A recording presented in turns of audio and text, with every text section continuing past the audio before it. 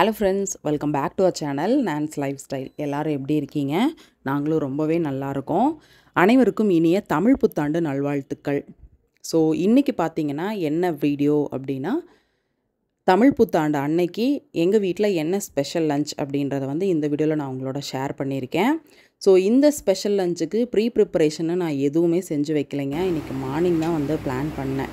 கொஞ்சம் கெஸ்ட்டு வராங்க வீட்டுக்கு. ஸோ அதுக்காக தான் வந்து சமைக்க ஸ்டார்ட் பண்ணியிருக்கேன். வெஜிடபிள்ஸ் எல்லாமே கூட பார்த்திங்கன்னா காலையில் தான் வந்து மார்க்கெட் போய் வாங்கிட்டு வந்தேன். ஸோ இன்றைக்கி ட்ரெடிஷ்னலாக எல்லாமே நம்ம செய்வோம் இல்லையா? ஸோ அந்த மாதிரி ஒரு ட்ரெடிஷ்னலான ஸ்வீட் ரெசிபிக்கு தான் பார்த்திங்கன்னா பாசிப்பருப்பு எடுத்திருக்கேன்.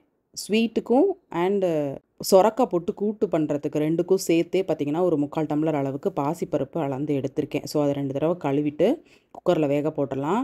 ஸோ நமக்கு டைம் கம்மியாக தான் இருக்குது. ஒரு 12:30 to 1 o'clock நமக்கு எல்லாமே ரெடி ஆகணும். அதனால் பார்த்திங்கன்னா நான் இன்றைக்கி அதிகமாக குக்கர் தான் வந்து யூஸ் பண்ணியிருக்கேன். சாம்பார் ஆகட்டும் இல்லை வந்துட்டு வேக வைக்கிறதுக்கு எல்லாத்துக்குமே நான் குக்கர் தான் எடுத்திருக்கேன். சாப்பாடு கூட பார்த்திங்கன்னா இன்றைக்கி குக்கரில் தான் செஞ்சேன். ஸோ இந்த வீடியோ ஏன் இவ்வளோ லேட்டாக வருது அப்படின்னு பார்த்தீங்கன்னா, நான் சமைச்சு முடிச்சுட்டு எல்லாம் சாப்பிட்டுட்டு கெஸ்ட்டெல்லாம் கிளம்புறதுக்கே பார்த்திங்கன்னா 4 o'clock ஆகிடுச்சு. அதுக்கப்புறம் பார்த்திங்கன்னா நான் வீடியோ எடிட் பண்ணி வாய்ஸ் ஓவர் பண்ணி உங்களுக்கு வந்து போஸ்ட் பண்ணுறதுக்கு தான் இவ்வளோ டைம் ஆகிருக்கு. ஸோ சொரக்காய் கூட்டு பிளான் பண்ணியிருக்கேன்னு சொன்னேன் இல்லையா? ஸோ அதுக்காக பார்த்திங்கன்னா நான் பாசிப்பருப்பு வேக போட்டு எடுத்துட்டேன். சொரக்காய் தான் பார்த்திங்கன்னா கொஞ்சமாக தண்ணி விட்டு உப்பு மஞ்சத்தூள் போட்டு கிளறி விட்டு வேக வச்சிருக்கேன்.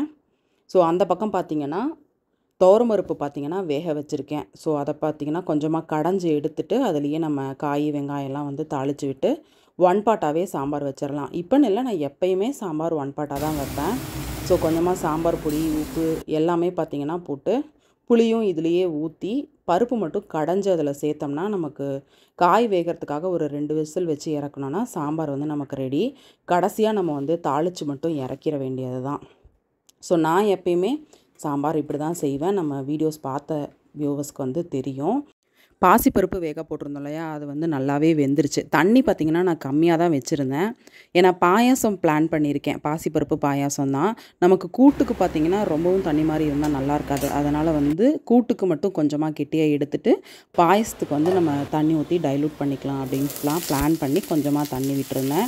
உருளைக்கிழங்கு அப்படின்றது யூனிவர்சல் டிஷ், நம்ம எல்லாருக்குமே பிடிக்கும். ஸோ இன்றைக்கும் நானும் பார்த்திங்கன்னா ரொம்பவே சிம்பிளான முறையில் பார்த்திங்கன்னா ஃப்ரெஞ்ச் ஃப்ரைஸ் கொஞ்சம் காரசாரமாக இருந்தால் எப்படி இருக்குமோ அந்த டேஸ்ட்டில் வந்து உருளைக்கிழங்கு ஃப்ரை செஞ்சுருந்தேன். ஸோ இந்த பக்கம் பார்த்திங்கன்னா உருளைக்கிழங்கு வந்துட்டு வறுத்து விட்டுட்டு பாயாசத்துக்கு வந்து வெள்ளைப்பாகு வந்து கரைச்சி வச்சுருந்தேன். அதை ஃபில்ட்ரு பண்ணி சேர்த்துக்கிட்டேன். ஸோ ஏலக்காவும் வந்து நசுக்கி இதுலேயே போட்டாச்சு. முந்திரி திராட்சையெல்லாம் வறுத்து அதிலேயே வந்து ஆட் பண்ணி ஒரு 5 நிமிஷம் கொதிக்க விட்டுருக்கேன். கொஞ்சம் வந்து நான் கடைசியாக காய்ச்சி ஆற வச்ச பால் சேர்த்துவேன். நீங்கள் வந்து இது கூட தேங்காய் பால் சேர்த்துனீங்கனாலும் நல்லாயிருக்கும். ஆனால் அடுப்பை ஆஃப் பண்ணிவிட்டு தான் தேங்காய் பால் சேர்த்தணும். நான் இன்றைக்கி பார்த்திங்கன்னா பசும்பால் தான் சேர்த்துருக்கேன். இந்த பக்கம் பார்த்திங்கன்னா நமக்கு உருளைக்கிழங்கு வறுவல் சூப்பராக ரெடி ஆகிடுச்சு. அதை வந்து இறக்கிட்டேன். இனி வந்து சாதம் வைக்கணும். சொரக்காய் கூட்டுமே பார்த்திங்கன்னா ரெடி ஆகிடுச்சு. அதையுமே வந்து நான் தாளித்து இறக்கிட்டேன். ஸோ சாம்பாருக்கு பார்த்திங்கன்னா தாளித்து விடுறது மட்டும்தான், அந்த வேலை மட்டும் பாக்கி இருக்குது. ஸோ இந்த சைடு பார்த்திங்கன்னா ஒரு 5 நிமிஷம் பாயாசத்தை கொதிக்க விட்டு அதையும் இறக்கிட்டோம். ஸோ இந்த பருப்பு பாயாசம் ஒரு 2-3 தடவை தான் நான் பண்ணியிருக்கேன். டேஸ்ட் நல்லாவே வந்திருந்தது. சாப்பாடும் இன்றைக்கி நான் பார்த்திங்கன்னா கொஞ்சம் அதிகமாக வைக்கிறதுனால குக்கர்லேயே வச்சுட்டேன். சாம்பார் நமக்கு சூப்பராகவே ரெடி ஆகிடுச்சு. ஸோ இந்த மாதிரி 1 பாட்டாக செய்யும்போது நமக்கு வேலையும் ரொம்ப ஈஸியாக இருக்கும். இந்த ஒரே பாத்திரத்தில் நமக்கு வந்து வேலை கம்ப்ளீட்டாக முடிஞ்சிரும். சாம்பார் இறக்கியாச்சு. இன்றைக்கி பருப்பு வடை செய்யலாம் அப்படின்னு பிளான் பண்ணியிருந்தேன். ஸோ காலையில் தான் பார்த்திங்கன்னா கடலைப்பருப்புமே ஊற வச்சுருந்தேன். நல்லா ஊறி வந்துருந்தது.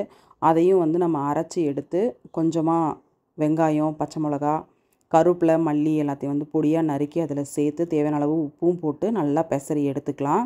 ஸோ கன்சிஸ்டன்சி பார்த்திங்கன்னா நல்லாவே வந்திருந்தது. ஸோ இதை வந்துட்டு போட்டு எடுத்து உடனே நம்ம வந்து எண்ணெயில் பொரித்து எடுத்துடலாம்.